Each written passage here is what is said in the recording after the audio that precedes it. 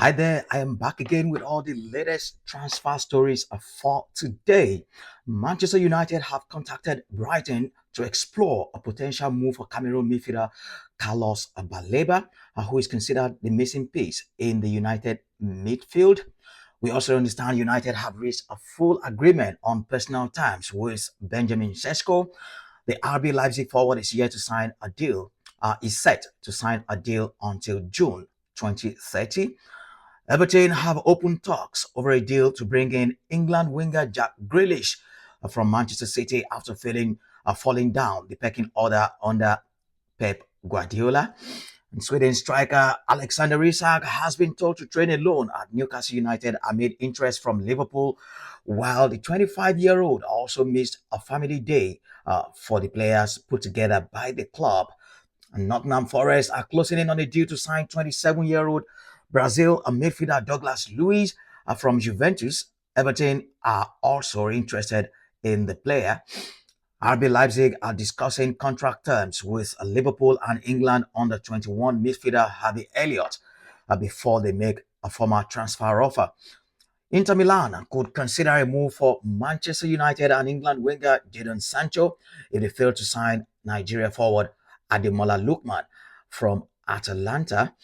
And Manchester City's Mateo Kovacic has been approached by Saudi Pro League clubs this summer, but the Croatian midfielder wants to stay at the Etihad.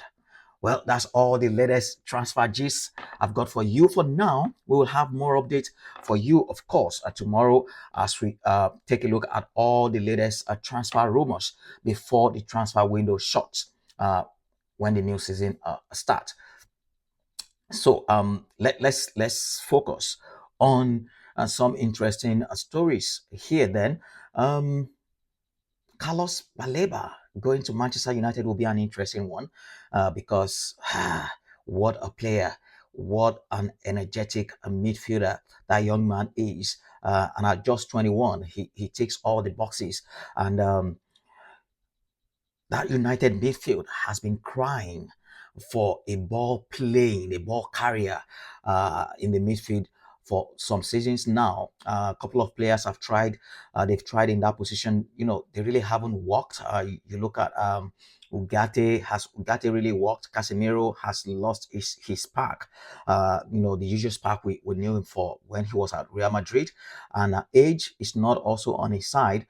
Bruno Fernandes is not the most speedy or pacey midfielder, so he needs someone to operate with him. Same too for Kobe Menu. Kobe Menu, I really like this young guy, but he's not pacey. He doesn't have the speed to cope, and that is exactly where Manchester United struggled a lot in the Premier League last season. Like I mentioned in one of my previous videos, when I looked at their chances in the coming season and where they will likely finish, they struggled all through last season in the Premier League and eventually finished 15th because they lacked that sharpness, that speed, that pace that other Premier League teams have. And that's why they cruised through their Europa League campaign until the final, where they met a Premier League opposition in Tottenham Hotspur, and they eventually lost. So I'll be very surprised if they don't go all out to get Carlos Baleba in the club before the new season starts, because that would be an awesome addition. I've watched this guy a couple of times at Brighton. Very creative, very forward thinking, full of energy, full of running. Something that none of the United midfielders has at the moment. So that would be an awesome buy if they can finish up with this deal. And it's looking all good for Manchester United as we speak. Benjamin Sesko, personal terms agreed. Just waiting to finalize that deal, a contract until June 2030. It's all rosy right now for Manchester United. If only they can complete all these deals, and then maybe focus will then shift to the goalkeeping area where Andre Onana, of course, is injured. And even if he wasn't injured, they've been looking to replace him, looking for a new number one all this while. So they might be looking to strengthen in that department as well. A couple of names, have been, considered. Gianluigi Donnarumma, but that might be a difficult one to pull off. But if they can pull that off, oof, United fans will be really, really, really excited about all of that. But still plenty of business for United to do before the transfer window closes. But trust us to be here every single day until that deadline day, where we'll be monitoring all the deals, completed deals, all the rumors, who signed who in the transfer market, and plenty more that will be coming. Everton, Everton, uh, looking at Jack Grealish. Jack Grealish is a decent winger, decent player. I don't know why he's not fancied by Pep Guardiola, but his second season, I think he hit the ground running, and that was the season they won the Champions League. Actually, um, if you really don't fancy a player, then why spend £100 million to sign him, only for you to waste him on the bench? Well, such is the luxury at the disposal of Pep Guardiola at Manchester City. Right now, they are looking to offload him because a lot of wingers have come in, and Jack Grealish has no place in that team anymore. Alexander Isak's situation, well, he's come back to Newcastle. He was training with his former club, Real Sociedad. Now he's back at Newcastle. They've told him to be training alone. I don't know where this is going. I'm not sure if Liverpool are really serious, genuinely serious to complete a deal for Alexander Isak. Be interesting to see if they can complete that deal before the season would start. Newcastle rejected the initial bid of, I think, 100 million or 120 million.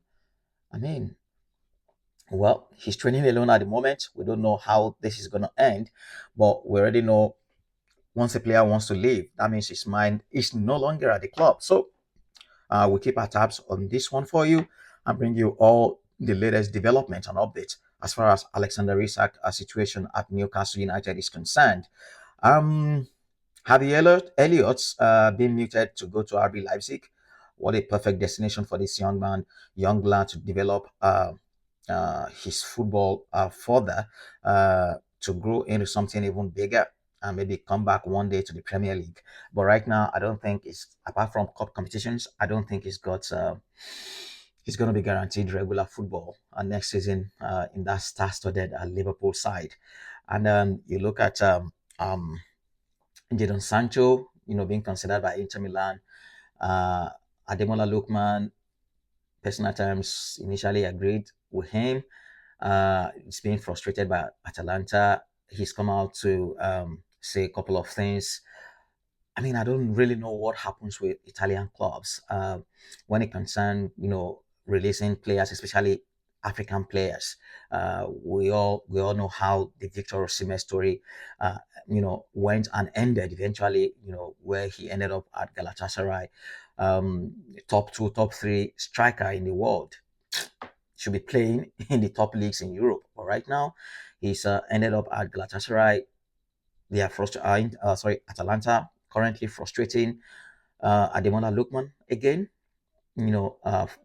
Preventing him from joining Inter Milan. I really don't understand any of these things. But again, like I said, make sure you follow us regularly on daily basis as we keep tabs on all of these transfer stories for you as soon as they develop.